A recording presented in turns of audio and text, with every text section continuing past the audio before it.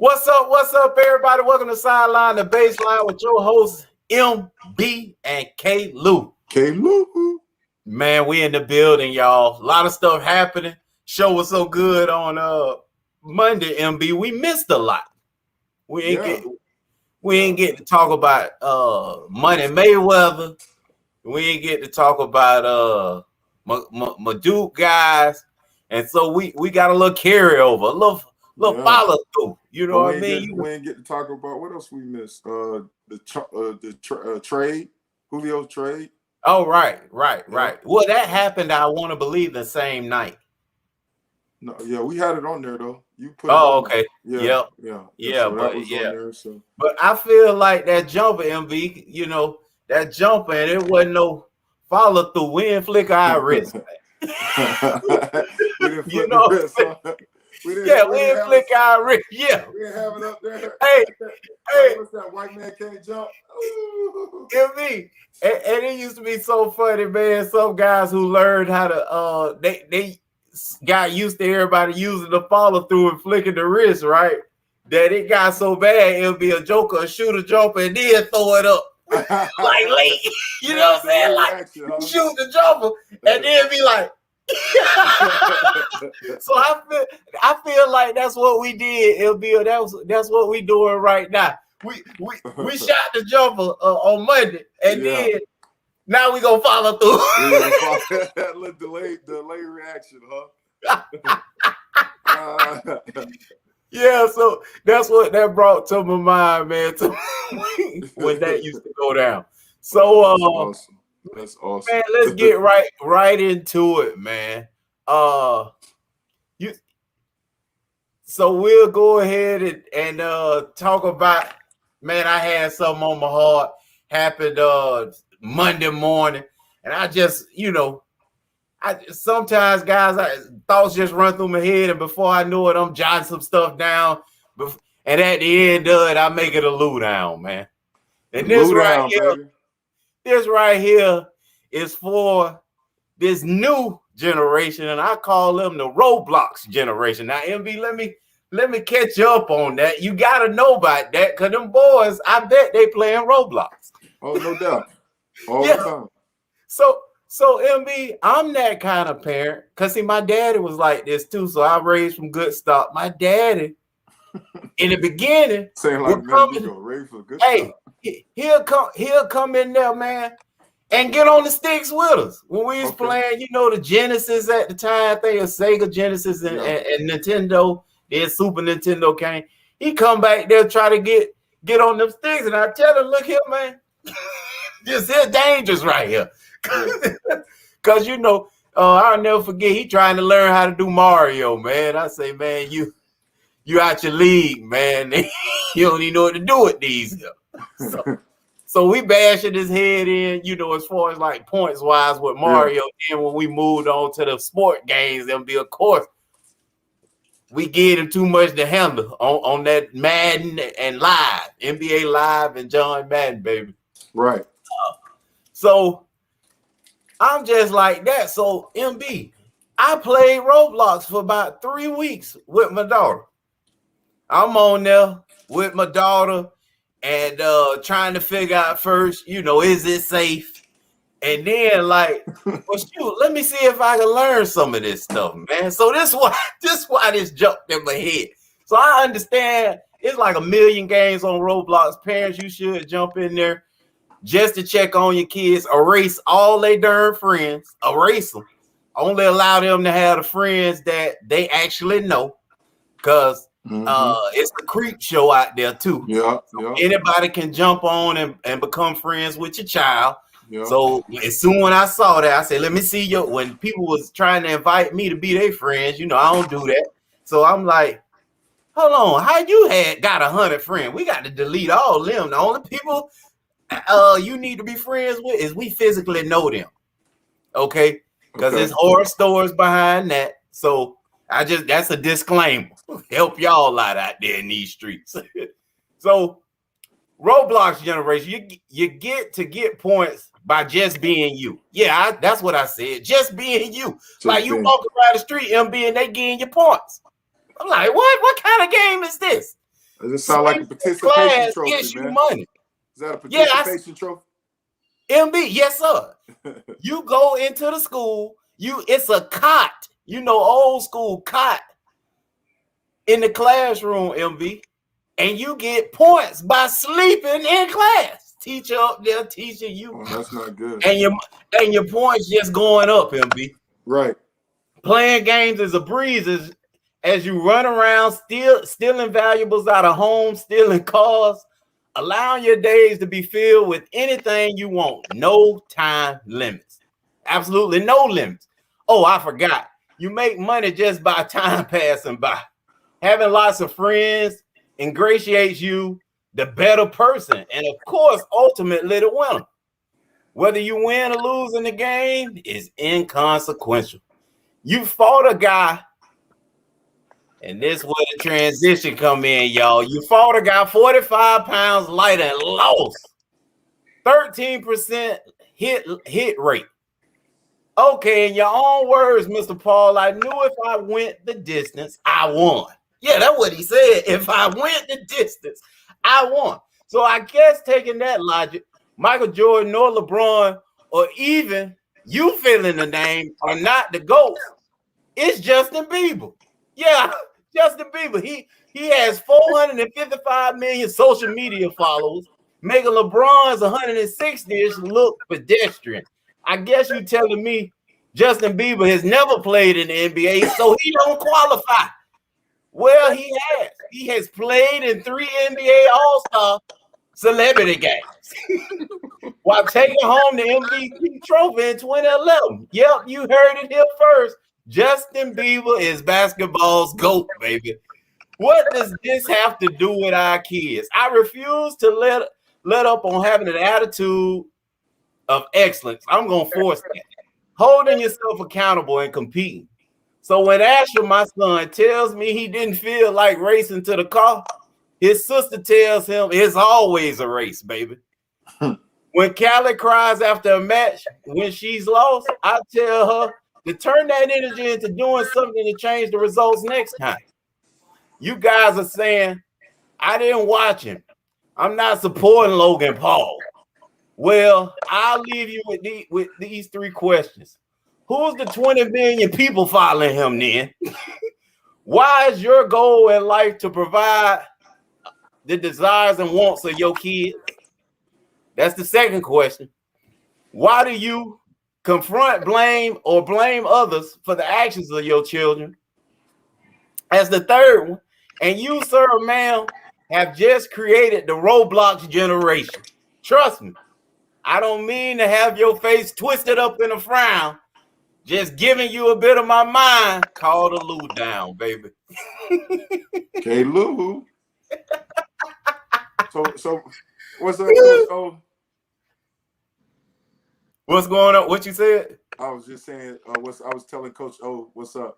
K. How Lou, you go ahead doing, and break man? it down some more. So what points are you trying to emphasize, K. Lou? So I'm all over the place on this, and what it was after looking at the highlights, because I was not gonna watch that foolishness of the Logan Paul fight, and then listening to the post-fight commentary. Yeah, prepare for a match, exhibition, call it what you will. Prepare for it, and then said, "Oh, I went the distance, so I won." I'm like, what? Like, you won? No, man, it's either you a winner or lose. And you overweight, meaning like he shouldn't even fault you. So you fighting down. You had no chance. You look at the tape. They say, they saying Floyd held him up. He knocked him out and said, "No, stay up, baby, stay up." So you got beat down. And that's the thing right here, man. We raising a generation that no matter what, they won. And if you talk about and you listen to the commentary about it, he got this chance because he got friends. Like, he got social media followers.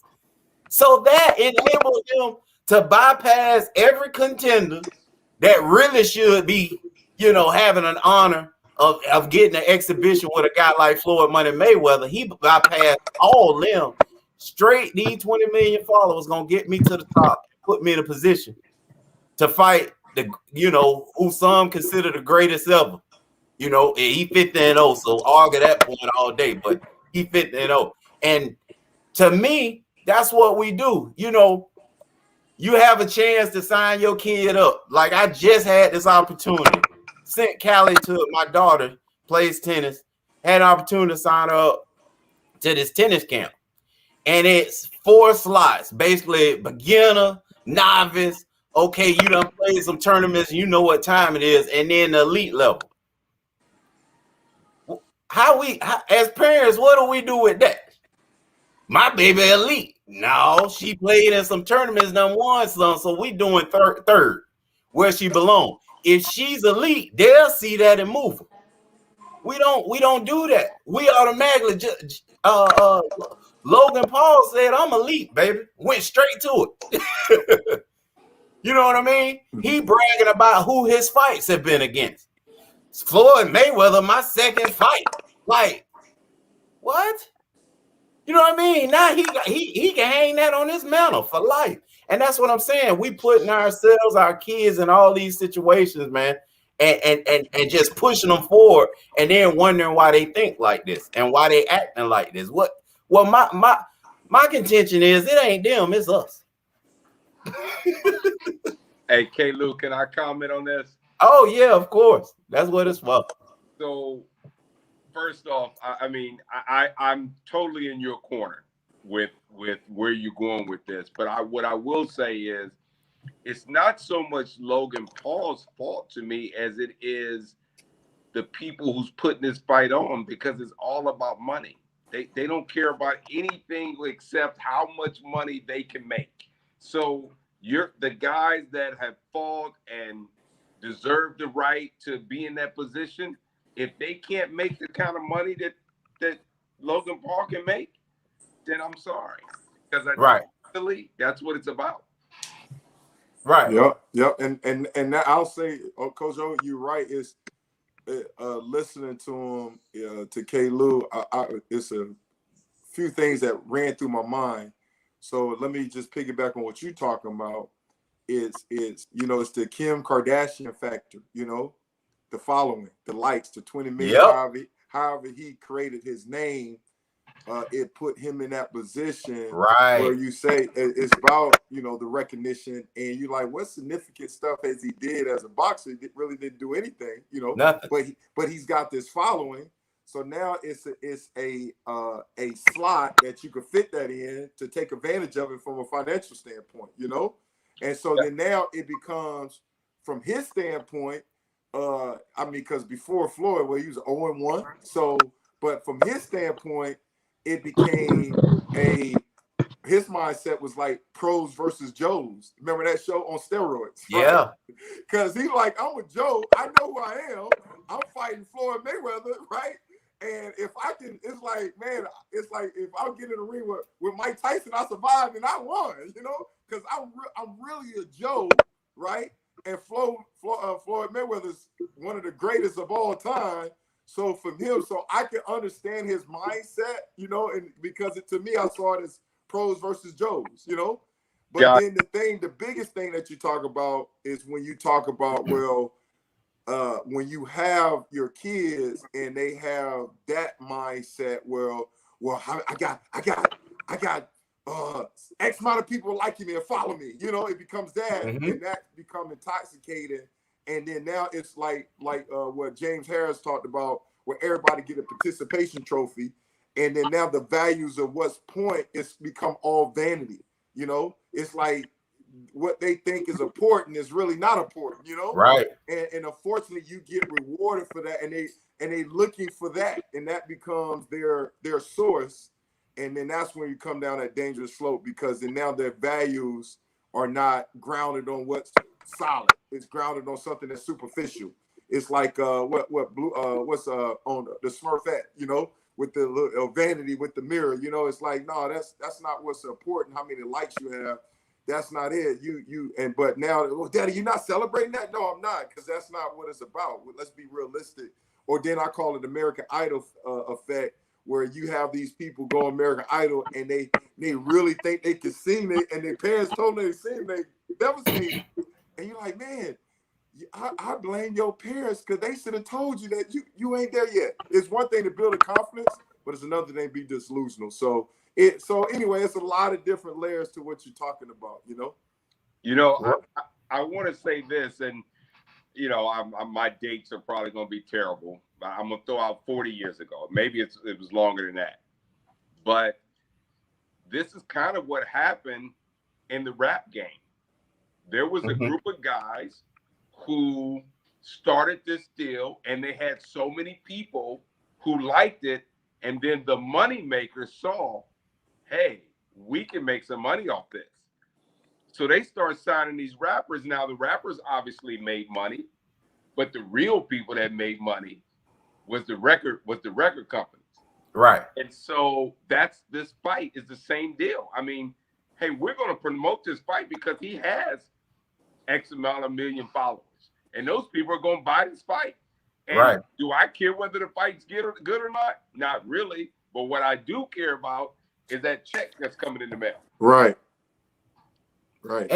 But my fear, guys, and why I'm writing this is we're co-signing this stuff. Is what I'm saying. Like this was on Sports Center. You know, they actually dissected this fight. So how MB looked at it as pros versus Joes, it was a joke. They didn't treat it as such. So then and then how did he get here? Like MB talked about before, these 20 million followers. What was he doing to do that? Entertaining any and everything to attract them. And then, you know, you basically are putting out this, you know, to the masses. And like I said, I went back to the Roblox generation, because if you play that game, you get to do all the stuff you want, hang out. You collect people who want to like and follow you, just like regular social media. It's like a world within itself. You make money doing any and everything you want, and it's praise, and there's no winners or losers. You know, so it puts that false reality into their minds, and then they take that on, and it's like, you know, you dealing with attitudes that you like, what, am I raising you? Like, where do you get that from? And we're not catching on to it. I'm telling you guys, because I mean, I was amazed with what's going on. These kids are putting in, you know, and you can Google this, man. Put in Roblox, and you will see horror story after horror story with parents saying they addicted to the game, you know, and that they fighting, like they lashing out at parents because they taking it away from them. And then when you see what it is, it's just trash. Like, you know, I'm like, I told Callie, my daughter, I say, honey, like, explain to me what's the point of these games. Ain't no winning, ain't no losing. Everybody just, you know, getting participation trophies. And at the end of this, you ain't any smarter for it. Like, so, and so, guys, I played this for 3 weeks, and I kept playing, trying to figure out what's the point. Like, what are we doing here? You know, hey, like, I got a funny story to that. So when I coached at UNC Charlotte, there was an assistant with me, and I'm not a tennis guy. And so he said, let's go play tennis. And I said, okay. So we went out there, and, you know, I'm thinking we're warming up. Okay. So then I go, okay, you're ready. And he said, ready for what? And I said, we're keeping score, right? And he said, nah, we just gonna hit the ball. We just gonna hit balls. And I'm like, what's the point? Like, yes, thank you. Thank you. I ain't out here like that. Hey, coach, you gonna go get you a mile or two in and call it a day if we ain't keeping score. Yeah.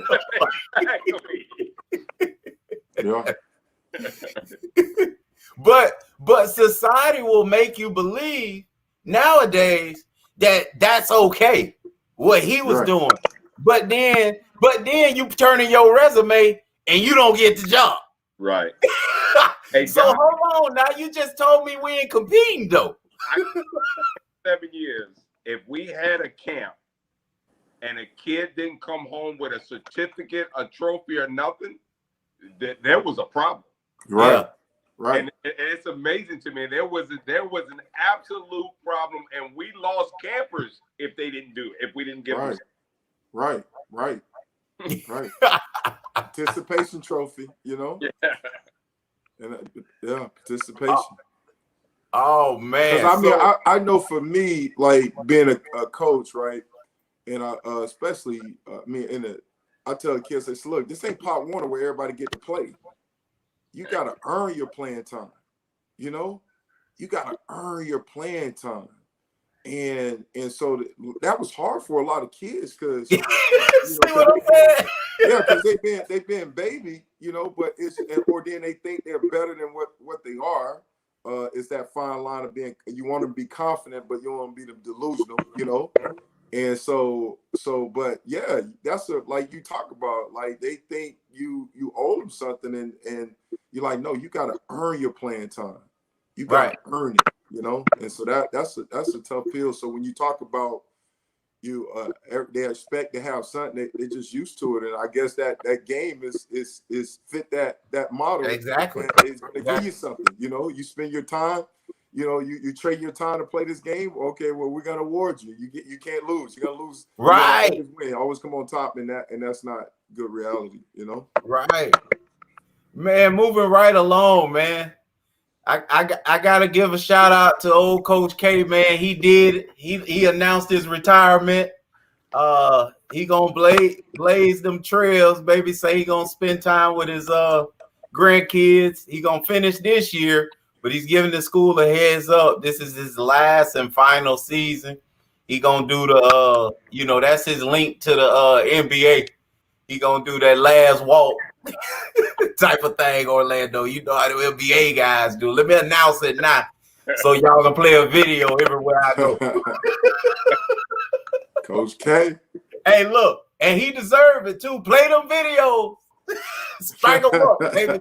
Hey, that media team need to be off the chain right now, finding every time he done mop the floor with y'all in y'all gym. Let's play them. Don't be showing us getting mollywopped in y'all gym. Don't not disrespect us like that.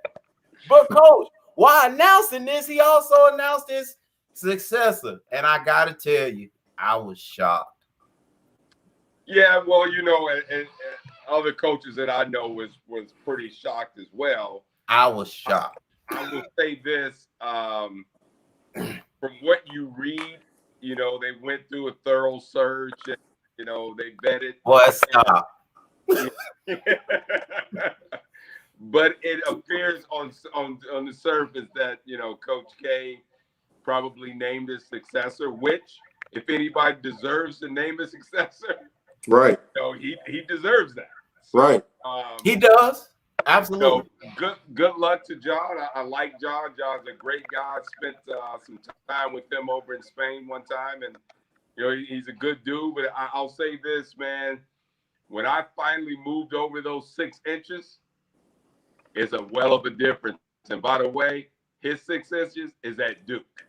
Yeah. Right. You know, the 6 inches that I moved over was at a level that I could afford to make mistakes and could do things wrong and could learn on the job, and nobody in the world will even know about it.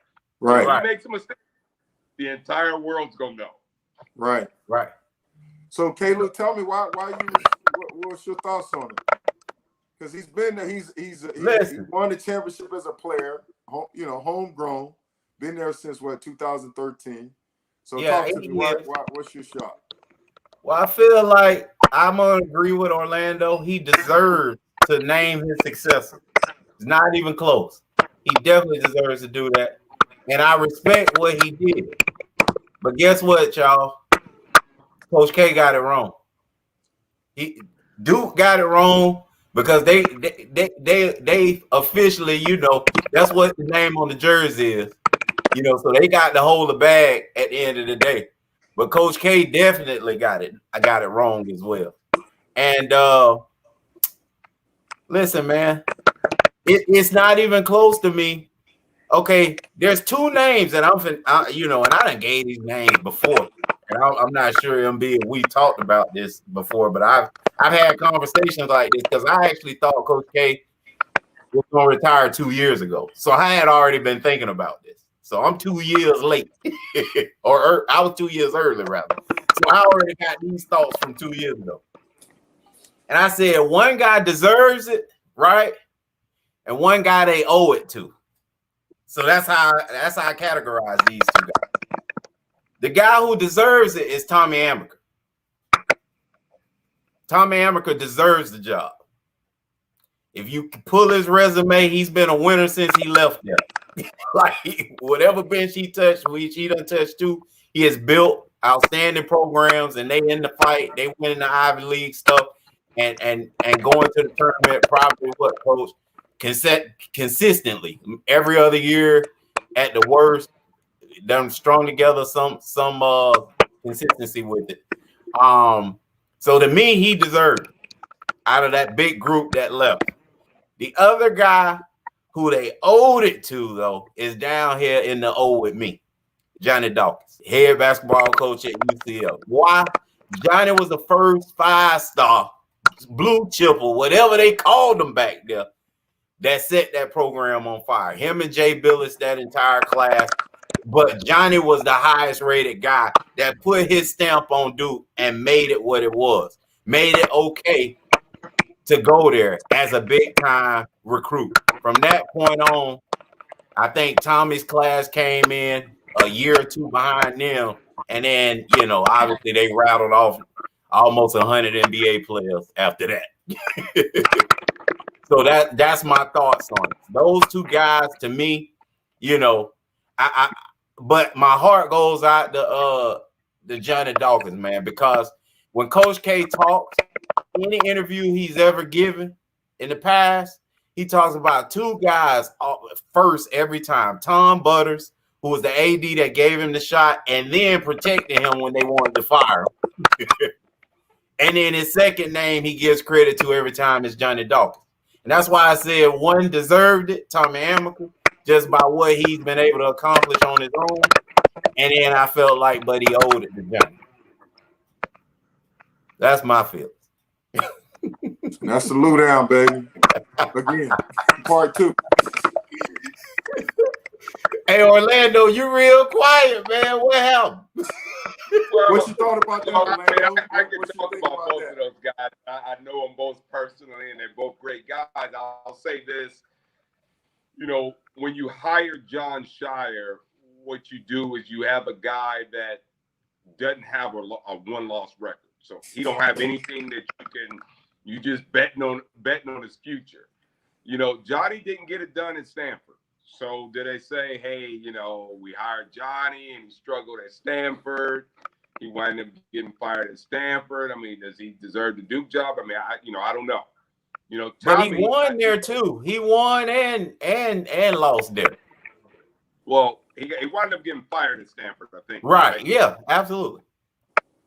So, again, in college basketball, whatever sports, I mean, well, not so much in professional sports, but in college, I mean, when you get fired, it's kind of a little of an issue, that they look at. And then Tommy, Tommy was not great at Seton. He recruited great. But he wasn't great where? I don't think he was great. Excuse me? I'm sorry, he wasn't great where? At Seton Hall. Oh, gotcha. And then at Michigan, I'm not sure if he wound up getting fired at Michigan or if he just left on his own. But, he's doing an unbelievable job at Harvard. Now, I'm not speaking for Tommy. I don't know. But the word I've gotten was he couldn't be in a happier place or a better spot in his life than at Harvard. I think his wife works there. As a professor there. I think it fits him as a person. So I'm not sure if either one of them really probably went out of their way to try to get the job. Now, again, I'm just guess from the outside looking in, but that still doesn't say that the guy should have been John. But when you hire John, you got a guy that doesn't have a win-loss record, and he's been there, and you're just betting on the come with him. You're betting that this is the next young Mike Krzyzewski. Well, look, he's gonna be better than that.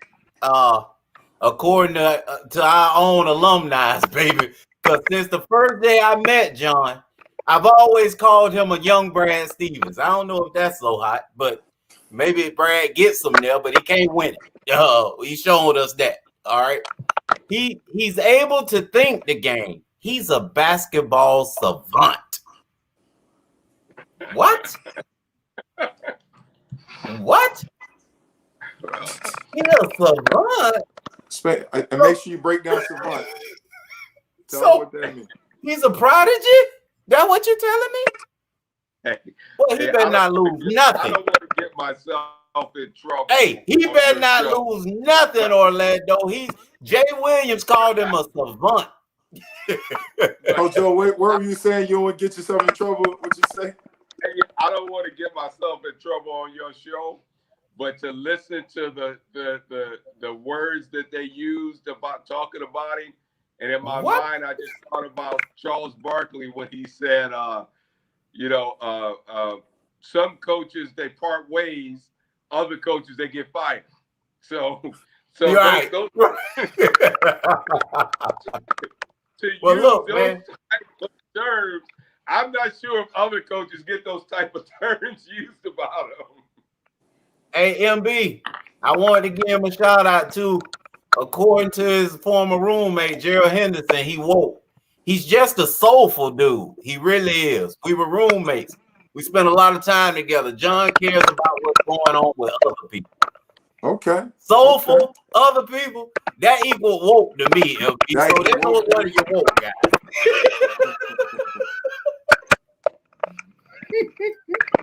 Now, what is he known for at Duke right now? Is he's a top recruiter? Did he recruit took the lead recruit right. a lot of top guys? Right. He created it. I can't think of it. I've been too busy reading all the comments, and I'll throw this at you to help co-sign on that. Carlos Booz will say we all know that college sports are based around recruiting. And that's a great thing. That's the great thing about John is that he's been there his whole life. He's played at Duke, been on the sideline a number of years. I think he do a great job stepping in. So he kind of trying to say that he's a great recruiter too, and that's been the thing that they zeroed in on. I'm sorry, but I don't think it was too tough telling folks you come in there and Coach K gonna be your coach. I think it's like being in Alabama. You know what I mean? Right now, MB. Like kids already wearing your jersey, and you don't even know who they is yet.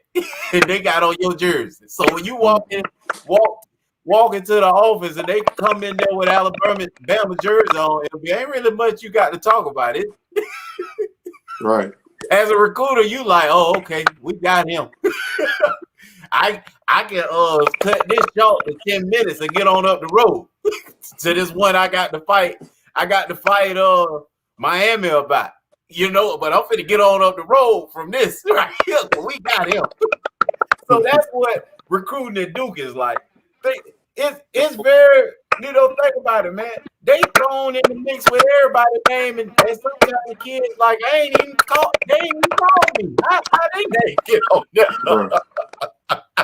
What were you saying, Orlando? Yeah, I was going to say, so, John does do a good job of recruiting. I know Jeff Capel was very strong there. I mean, he was very strong in terms of some of the guys they brought in. But I do think John's done a good job. But I'm going to say this. John's got a star in the making over there with him, a kid named Nolan Smith. And Nolan Smith is really good. He's a really good recruiter. He's a really good coach. Obviously they're both young, but he's going to really help John a lot. Obviously a former Duke guy himself. So I think he's going to be really strong on the recruiting trail to help John. But like you mentioned, K-Lou, it's a little different when you're selling Coach K than now you're not selling that. You're selling John Shire. You're trying to sell the Duke brand. And I had this conversation with a friend of mine. Is this going to be the Belichick, Tom Brady kind of argument. Who was it? Was it Belichick or was it Brady? Was it Krzyzewski or was it Duke? I mean, who was it? Why were they so good? Is it Duke University or is it Coach K? I'm gonna tell you this, guys. Alabama football is phenomenal. Okay, we all know that. When I worked at Alabama, they went through. Oh, I can't remember the first guy's name, but Franchione was there. No, it was after DeBose. Franchione was there. Shula. Then they had a guy named Mike Price, who never coached the game. And then they had Mike Shula. So they had 3 coaches in my 5 years. And they weren't very good. And they were still Alabama. It was still Alabama. But when Nick got there, the whole thing changed. So now, is it Alabama or is it Nick? It's definitely Nick. It's definitely Nick because we were good. Is that me or him breaking up? That's I think that's him. Coach, you breaking up, buddy? Oh, Coach. Hold on, he's breaking up.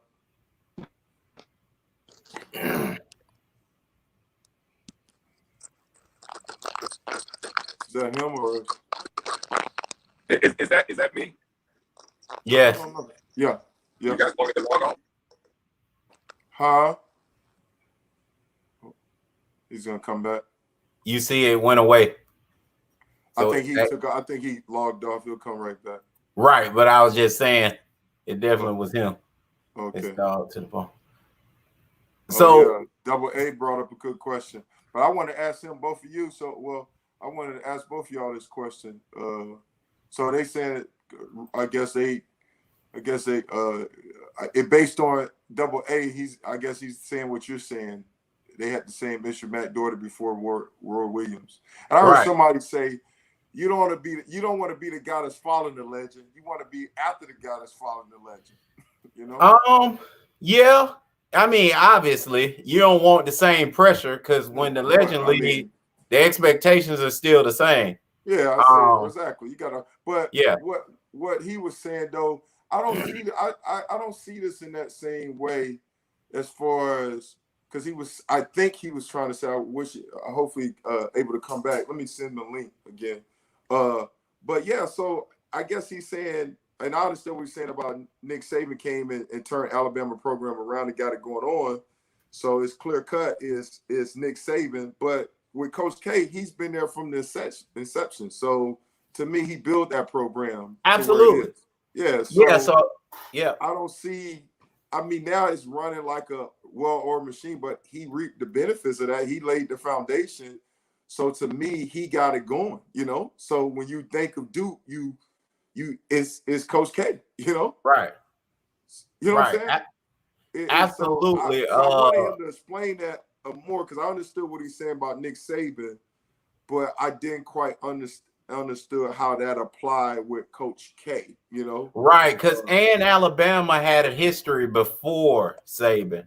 Obviously it was a long time ago, but they could always point back to Bear Bryant, and then even still MB, and then they came back out tough too. I mean, you guys had a battle of ages with them, so they've always been around. So their expectations have always been to win, no matter who showed up there, and guys just weren't getting it done. See, and now what I want to ask Orlando. So, appreciate you coming back. Hey, so help me. Can you hear me? Yeah, I can hear you. So help me understand, because I was just telling K-Lou based on what you're saying. I understand what you're saying about your example with Nick Saban, like how when you was there the 5 years, they win no championships, nothing like that. And then he got there and he turned them back around. He took them to a whole different level, where they're at right now. So it's clear cut that it's Nick Saban that's why Alabama's good right now.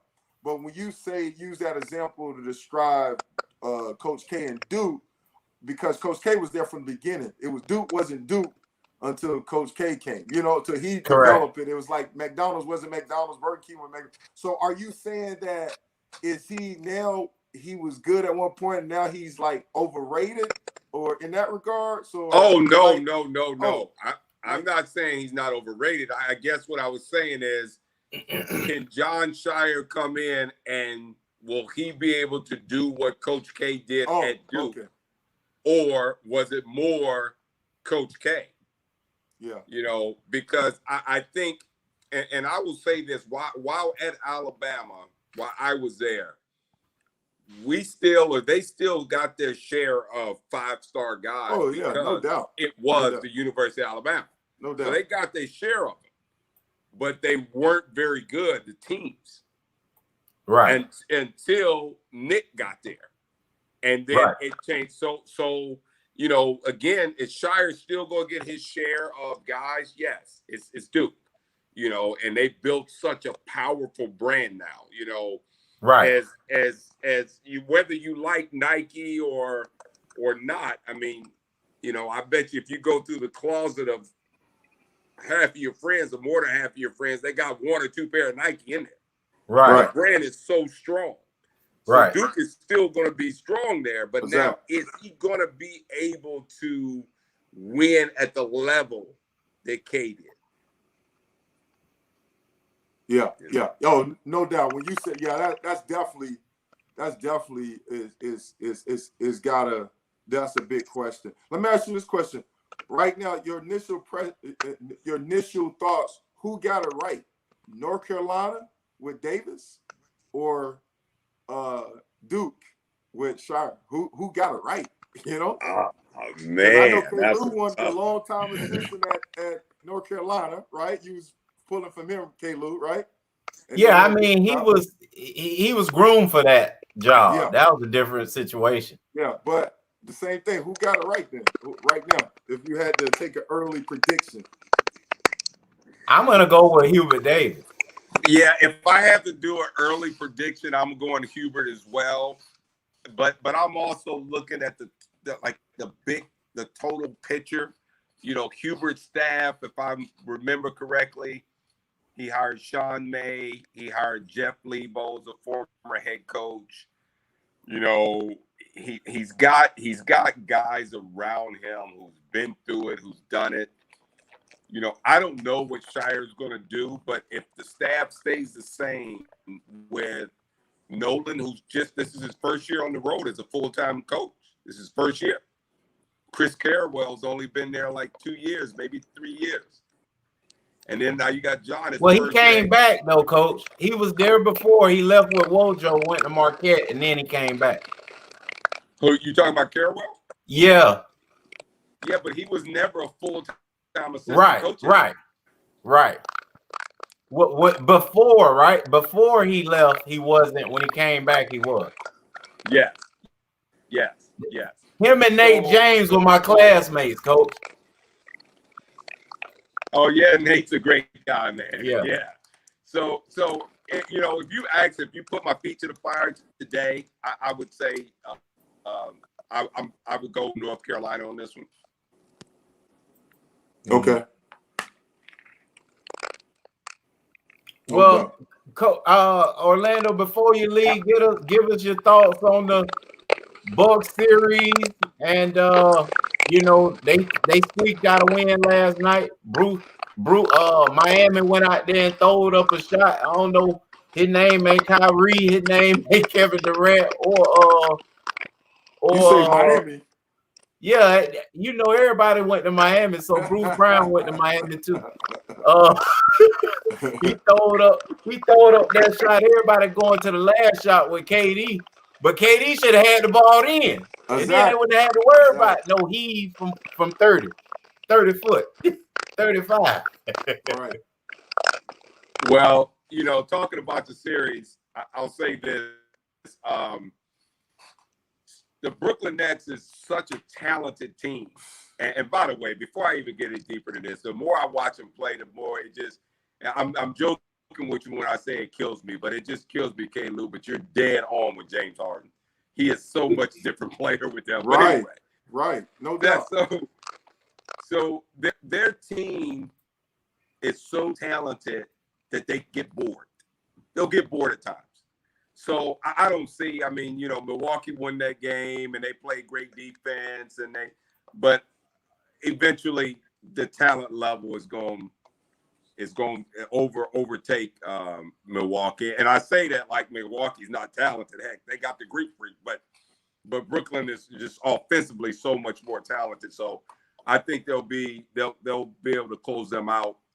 And I think Philly will wind up winning it. Although, I am growing more and more impressed with Trae Young, right, and what he's doing. But more than that, I'm impressed with the job that Nate McMillan has done with him. Right. And how Nate handles him and how Nate coaches him and what they've done with him. And I mean, he's playing well, but I think Philly will just wind up overpowering him in the end. Well, you know what? And I meant to say that last show we was on, we was talking about Atlanta and their success. I mean, people sleep on it, but they had a coaching change in the middle of the season. Yes. Yeah. They had a coaching change. Nate came around and turned that thing around where they had actually, when he took over, they had the best record when he took. I mean, he helped them have the best record in the Hey, East. look. So he did a great job, man. MB, they'll fire him next year, man. I know you mentioned something like that before. Because it was with him. Indiana did the same thing. First place. He made Indiana relevant, and they fired him. They'll fire him. Indiana just fired. They'll find a way to get somebody else the credit, MB. That's what happens in Nate's situation. Yep, exactly. Yep. So, but you're right though. He's doing a great job, man, and they're playing unbelievable. So I'm glad you mentioned that. And then what's your thoughts on the Suns and K-Lou Denver Nuggets, man? Golly. Whew. Like McDonald's, man, I tell you what. Do they got real chicken they using over there? What's going on, man? Listen, let me say this, man. I knew without Jamal Murray, the Nuggets would have some problems, but I'm gonna say this, man. It's more the Suns than anything. The Suns are really good. Like yes. Like when they beat the Lakers, you kind of say, oh, they beat the Lakers. Maybe it's a fluke. This, that. No. They're really good. And 30, however old he is, 34, 35-year-old Chris Paul. 36. I think 36-year-old Chris Paul is playing unbelievable. Yes, he is. And you know what? I felt this way from the draft. Now, ultimately, at the end of the day, is Luka Doncic probably the best in that draft? Yes. But DeAndre Ayton is really good. And I was high on him. He was the number one pick in the draft, so I wasn't the only guy that was high on him. But I felt like what he's doing now, I felt like that was going to be a thing where, in the next 2 or 3 years, he's going to be a multiple all-star. Right. The way he plays, but they're doing a good job, and give Monty Williams, man, the job that Monty's doing over there, man. So they may win this series against the Nuggets. Right. Hey, Coach O, do you have to go? Because we got Lays on. I want to talk a little bit more basketball if we can. I want to bring Lays on, talk a little quick baseball. Or if you got to go, I understand. You have to go. Well, yeah, I need to head out, but I can definitely come back anytime you guys need me to. Oh, please. Hey, man, we want you every time we get you. I appreciate it. I ain't too proud to beg, man. I try to get you every time. I'll be texting, great job. When can you come again? So shoot, man. Hey, man, you let us know, man. We'd like to have you on Monday, man. Whatever you can give us, man. We appreciate it, bro. All right. Hey, listen, when your baseball guy come on, man, ask him if my Cleveland Indians got a chance to do anything. Hold on. I'm going to put him on right now and let you ask him. Hold on. Coach Laser, you heard the question. This Coach O, man. He's got a question about his Cleveland Indians, man. They say, do they have a chance? Hey, I'll tell you what. How you guys doing, man? Good, Coach. Good. Hey, I'll tell you what. One of the things that I'm so impressed this year is these teams, low-budget teams, Cleveland, Oakland, these guys are really playing really good, and they're hot right now. So when you talk about Cleveland, Coach, they're going to do it this year. I'm telling you, they're going to do it. Their the back end of their bullpen is outstanding. some of these starters now they only have to go probably 5 or 6 innings when you got great middle relief and a great closer. So, hey, I'm telling you, you're gonna be happy this year. All right, I Okay. love it. Now listen, guys. I don't want to take over the show, but I gotta No, go ask ahead. one question. I gotta ask one question. How big, how big is the middle relief guy now in baseball? Like, is that guy eventually going to be like $1 million player? Like, is that position or that spot on the team that important now? It's big time important now. In the last 2 or 3 years, just like you said, I mean, this is going to be, um, you're talking about 5, 6, 7 million dollars a year for a middle reliever and the setup guy. Middle reliever and the setup guys are pretty much closers, okay, are pretty much closers in that sixth, seventh, and eighth inning, okay. So their value financially and their value to a team has gone up dramatically Wow. dramatically. So All yes, I right, mean guys. Well, days if you think about it, some of these starters are going 5 or 6 innings, and like you guys know, a 6 inning starter is a quality start, which is going to help you in arbitration. Okay, because now it's all about quality starts, and a quality starts take you to the 6 inning, takes out his team to the 6 inning, and then after that, middle relieving and your setup guy take over from there until the closer. Oh wow. Now how has it wow. changed? Because with Mario Rivera with the Yankees, remember him, and how has it changed between now and then, as far as how the setting up guy from there? I'm sorry, guys. I could barely hear you because I'm outside. Could you repeat the question? I was just wondering when you was talking about that, you hear how has the game changed from the pitcher setting up the pitcher with the middle relief for the closer? How has it changed now compared to the times where Rivera at the Yankees? I mean, it seemed like that guy. It was all about the starter and then the closer. How has it changed so much with that in that regards? Well, it's changed a lot. I mean, like I said earlier, in the last 2 or 3 years, it's changed a lot, guys. And the reason it has changed, and if you think about it and you look at it, you're not seeing these pitchers go 190, 200, over 200 innings a year anymore. Okay, so what's happening? They're giving them another 2 or 3 years in their career where they used to throw, anywhere between 190, 180, or even 200 innings a year, and you saw these guys, retiring early with arm problems, with ulnar nerve problems, and all that. So now, by having that middle guy and that setup guy, it has helped tremendously. I mean, just like you said, Michael. Um, before it was the starter get you 7 or 8 innings, and then Mariano would come in, or one of these top relievers would come in. But Right. nowadays, and that's going to be stopped. That's not going to happen anymore. Where you're taking your starter all the way into the seventh or eighth inning, and then give it to your closer. I mean, if you guys remember, closers will have over 45, 50 saves a year, and you don't see Right. that anymore. Right. Okay, you don't see that anymore, and the other thing you're not going to see a lot more is these starters, winning 18, 20, 21 games, because now that setup guy or middle reliever will go, an inning or two on a tie ball game, or a game that they're down by 1 run, they score 2 or 3 runs, and that setup guy gets the win. Right. So pitching has changed dramatically. With all these new technologies of spin rate and RPM rates and things like that, it's changed dramatically. It Wow. really has. Well, Coach, tell me what changed about this college baseball, man. What's going on with that, man? Talk to me about that. About the Man, I'll tell change and you what's one thing. happening. I'm so disappointed. Uh, um, in my babies, my baby University of Miami. I'm so No. but you know, again, now there's so much compatibility with all the teams. It used to be where everybody wanted to come to Miami, everybody wanted to come to Florida State or Florida. Now players are going everywhere. Wake Forest, Alabama. Shoot, you saw what happened in the Gainesville Regional. I mean, the two teams that stayed alive was South Alabama and USF.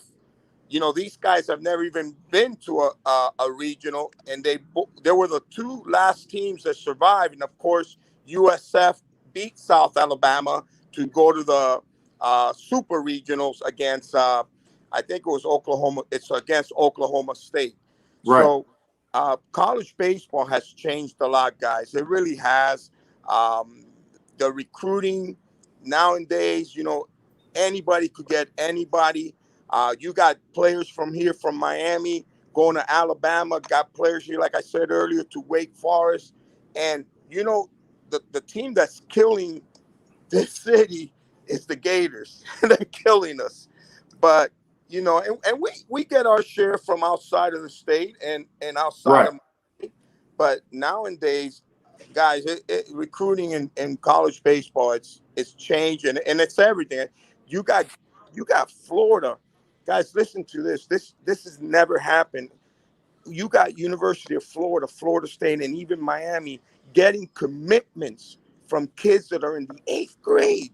Wow. Grade. They're getting commitments, and these kids are already throwing, as an 8th grader, throwing 90, 92, 89. You never saw that. You never saw that. But they're investigating that.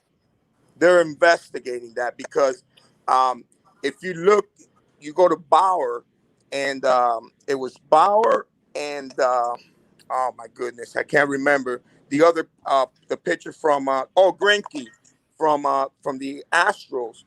Their spin rate ever since they got not suspended, but kind of been looked at because the velocity, Yep. Yep. the way the ball was moving and all that. Right. Ever since that happened, their spin rate and RPMs have lowered. Their velocity has lowered, and they've been getting hit. If you look at their last couple outings, they've been getting hit big time. So I think this is something they're going to really look into. I mean, if you guys, again, I'm always looking at baseball and reading stuff like that, but this year, the strikeout, the strike comparison to hitting is ridiculous. Wow. If you put the whole major leagues, both American League and National League, the team batting average is under 250. Mm. Okay, Right. you've never seen that. That's Right. never happened. Right. Okay, so now everybody's questioning all these kids that are throwing 99, 101, 96. Where are they getting that? Where are they getting that from? Okay. So there's going to be a lot of things that are going to be investigated here towards this year and throughout the the winter meetings and things like that. Well, when you said investigate, I mean, what could improve a speed like that? What could improve somebody throwing that type of miles per hour, Coach? Is it Balco with pitching PEDs, now? baby. Is it Balco with pitching now? What's going on? When you talk improvement and you talk about these guys that only have to go, like we were talking earlier, 5, maybe 6 innings, and just, full maximum guys that are going to come in there and just try to overthrow it, you got to have something behind that. Right. Okay? You cannot have a starter in the 5th inning or 6th inning still throwing over 95 miles an hour. I don't buy that. Right. I've been around this game a lot. I'm sorry, I don't buy that. Right. So what's behind it? Sure, the training is better. Okay. All the things, the mechanics, the training. The supplements, Coach. Huh? The supplements are better. I didn't want to go there. The Balco, baby. I didn't want to go there, but that's what they're investigating now. And they're investigating. I don't know. Again, high school are being tested randomly in baseball. Wow. Randomly in baseball. So, I mean, there's so much things that we could talk about this, guys, and I'm going to have. Oh. We're losing you, Coach. Coach, you're muted. Conversation going on Monday. Okay, Coach. Sound good, Coach. I appreciate it. I know you got your granddaughter got a dance competition, man. Go ahead and take all the pictures, man. Hey, Keep smiling from ear to don't you run up there now and try to hit one with her now. You keep your composure, Coach. Stay seated. All right, Coach. Take care, brother. Appreciate you, man. So my man talking about those supplements that in high school, early years, get it in, huh? Whatever it takes. MB, and it's amazing. And I bet when they investigate it, ESPN gonna get all involved in that some kind of way. And I guarantee you they're gonna find it's been a trail of it for years. Yeah. Because it's one of those things. If you don't, these kids and they love this stuff that much that they feel like, hey, what them t-shirts, ball is life. They really mean it. or they meant this: if you ain't cheating, if you ain't trying. You ain't trying, yeah. God, yeah, and that's sad, but you have to monitor that kind of stuff, especially when you see, huge changes like he's talking about. And the guys coming in at, looking like football players and they don't play football. Yeah. Well, and then what he's talking about is the speed and stuff like that. You're right of the pitching. He's talking about how the batting average is low. Right. And then I think somebody just recently got busted for illegal substance. As far as so dudes are trying to find an edge. Right. So yeah, that's crazy though. Especially when you talk about random testing in high school, that's not the norm. Right. But obviously, if this is becoming a problem, they find a way to get the resources, get it done, Absolutely. Yeah, that's crazy. Wow, that's crazy. Yeah. Man. Wow. Well, I think this is a good place to shut it down, man. We appreciate y'all for coming. Hollering at us, pulling up, rolling through. Hollering at us because you know us, man. We appreciate all y'all's support and just continue to tell other people about us, like us, share it, hit that subscribe button, and we'll holler. Well, before we go though, let's we need to just send some prayers up for the Fossil family. Oh yeah. Yeah. So our old ball coach passed away earlier this week. So just look for our condolences to his family. Man. Go ahead, K-Lou. I just want to throw that out. No, that's huge. That's huge. So definitely send our condolences to the Fossil family. Great guy. Had lots of fun with him. Made my dreams come true. So I appreciate that. We'll definitely man, sad night, MB. We couldn't get a hold of him when we did the little throwback show. Yeah, I know. That's right. Yeah. That sucks. I mean, one of the beautiful things was when we lost the Miami great. Yep. Yep. I mean, we helped, probably the last time he had been on, camera like that. MB. Yeah, that was good. And so I thought that was beautiful to definitely give him his roses while he was here. Yeah, no doubt. Man. Yeah. Well, man, we'll holler at y'all from sideline to baseline. MBK Lou. We are gone. Peace.